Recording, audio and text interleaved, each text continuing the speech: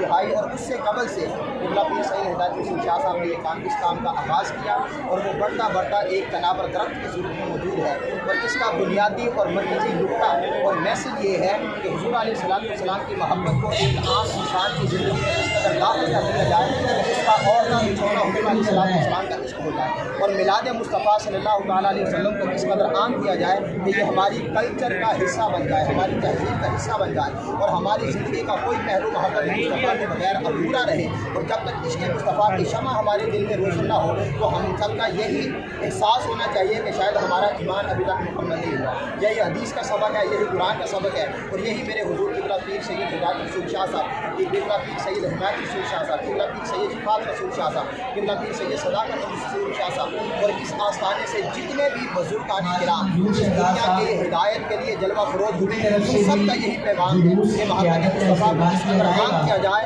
اور لوگوں کی زندگی میں یہ نور کی حیثیت اختیار کر دیا جائے۔ اس طرح سانس کے بغیر جینا محال ہے، عشق مصطفیٰ کے بغیر جینا محال ہے۔ ہمارا بھائی تمام کی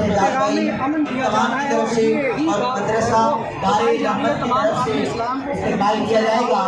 چند لمحوں بعد جلوس کی قیادت آپ کے سامنے ہوگی انشاءاللہ۔ شروع ہو سکتے ہیں، اور اس وقت جو ہے وہ یہ ریلی اپنے مقررہ کردہ راستے سے ہوتی ہوئی داخل ہے، اور